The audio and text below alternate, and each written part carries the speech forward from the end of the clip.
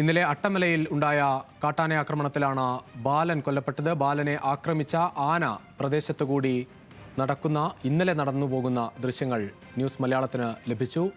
ഇന്നലെ രാത്രിയോടെയാണ് ആക്രമണം ഉണ്ടായത് എന്നാണ് നാട്ടുകാരും ബന്ധുക്കളും പറഞ്ഞിരുന്നത്.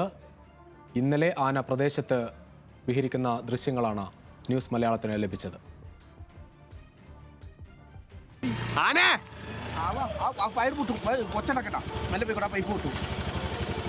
നേരെ ആനയുടെ മുന്നിൽ റബ്ബ കുറച്ചുകൂടിയാണ് ആനകൾ ചപ്പി ചമ്മന്തിയാക്കിയത്. അടുത്തു കൂടെ സുനിന്റെ പള്ളേന്ന് കാളിപ്പോയിട്ടാ.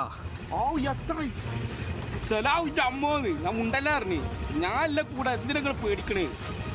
ഒറ്റക്കണേ, അതാണ് പ്രശ്നം. ആന പ്രശ്നങ്ങളൊന്നും ഉണ്ടാക്കരുത്. ഇവിടെ ജീവിക്കണം. മനസ്സിലായി? ആനന്റെ മുന്നിക്ക് നേരാ ശരിയാണ് ആഷിക്ക്.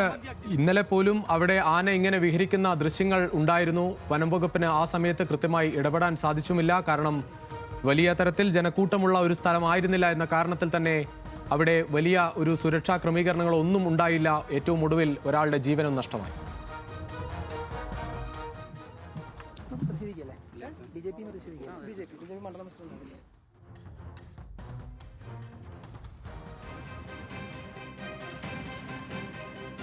ആഷിക്ക് കേൾക്കാമെങ്കിൽ, ഇന്നലെയും ആന സ്ഥലത്ത് അവിടെ റോന്തിയുറ്റുന്ന തരത്തിൽ ഉള്ള ദൃശ്യങ്ങൾ വരുന്നു. ആളുകൾ നിഷ്കളങ്കമായി സംസാരിക്കുന്ന ശബ്ദങ്ങളും കേൾക്കാം. കാരണം അവർ സ്ഥിരമായി തന്നെ ഈ ആനയെയും ആനക്കൂട്ടത്തെയും അവിടെ കാണുന്നു എന്ന് ആ സംസാരങ്ങളിൽ നിന്ന് വ്യക്തമാണ്. ഏറ്റവും ഒടുവിൽ ഒരാളുടെ ജീവനും നഷ്ടമായി. രതീഷ്, കഴിഞ്ഞ രണ്ടാഴ്ചക്കിടെ നിരവധി തവണ കാട്ടാന ഇവിടേക്ക് വന്നു എന്നാണ് ഇപ്പോൾ പ്രദേശവാസികളടക്കം പറയുന്നത്. ഇപ്പോൾ ഈ മൃതദേഹം ആശുപത്രിയിൽ കൊണ്ടുപോകാനുള്ള ഇൻക്വസ്റ്റ് ഉണ്ടെങ്കിൽ പൂർത്തിയാക്കി ആശുപത്രിയിൽ കൊണ്ടുപോകാൻ ശ്രമിക്കുകയാണ്. പക്ഷേ UDF-ന്റെയും BJP-യുടെയും ചെറിയ പ്രതിഷേധം നിലവിലൂടെയുണ്ട്. എന്താണ് നിങ്ങൾ ഒരു പ്രതിഷേധത്തിന് കാരണമായി പറയുന്നത്? ഈ സംഭവം നടന്നിട്ട് മണിക്കൂറുകൾ കഴിഞ്ഞിട്ടും റവന്യൂയുടെ ഭാഗത്തുനിന്ന് ഉത്തരവാദിത്തപ്പെട്ട ആരും ഇതുവരെ ഇവിടെ എത്തിച്ചേർന്നിട്ടില്ല.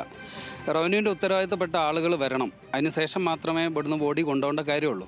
മറ്റൊന്ന്, നിരന്തരമായി മേപ്പാടി മേഖലയിൽ കഴിഞ്ഞ കുറച്ച് നാളുകളായിട്ട് കാട്ടാനയുടെ അക്രമം സംഭവിച്ചുകൊണ്ടിരിക്കുക.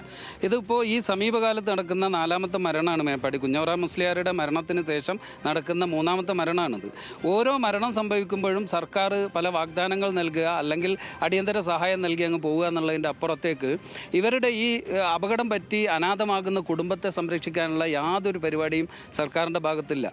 ഇന്നലെ അജീഷ് മരിച്ചിട്ട് 1 കൊല്ലം തികയുന്ന സമയത്ത് നമ്മളെല്ലാവരും വാർത്തകളിലൊക്കെ ആവർത്തിച്ച് പറഞ്ഞൊരു കാര്യമുണ്ട്. ആ കുടുംബത്തിനുണ്ടായ ഗതി തന്നെയാണ് വന്യമൃഗ ആക്രമണത്തിൽ നടക്കുന്ന എല്ലാ കുടുംബങ്ങളുടെയും സ്ഥിതി. അതുകൊണ്ട് തന്നെ ഇത് കയ്യും കെട്ടി നോക്കി നിൽക്കാനാവില്ല. ഇവിടെ ഒരു പ്രത്യേകത ഉണ്ട്. ഈ തോട്ടം മേഖലയിൽ ഇത്തരത്തിലുള്ള ഭാഗങ്ങളിൽ വന്യമൃഗ ആക്രമണം നടന്ന് ആളുകൾ കുടിയൊഴിഞ്ഞു പോയിട്ടുണ്ടെങ്കിൽ ഇവിടെ ഫോറസ്റ്റ് ഡിപ്പാർട്ട്മെന്റിന് ആധിപത്യം സ്ഥാപിക്കാനുള്ള ബോധപൂർവമായിട്ടുള്ള ശ്രമമാണ് നടക്കുന്നത്. നിലവിൽ ആവശ്യം ഇവരെ കുടുംബത്തെ സമ്പൂർണ്ണമായിട്ട് പുനരധിവസിപ്പിക്കാനുള്ള പാക്കേജ് ഉണ്ടാവണം. ഇവർക്ക് വനത്തിലുള്ള അവകാശം ഉണ്ടാകണം. അവർക്ക് വനത്തിലെ തേനെടുക്കാനും വനോൽപ്പന്നങ്ങൾ എടുക്കാനുമെല്ലാം നിലവിലുള്ള അവകാശങ്ങളൊക്കെ നിലനിർത്തിയിട്ട് സുരക്ഷിതമായ സ്ഥലത്ത് സമ്പൂർണ്ണമായിട്ട് അവരെ എല്ലാ സൗകര്യങ്ങളോട് കൂടിയിട്ട് പുനരധിവസിപ്പിക്കണം.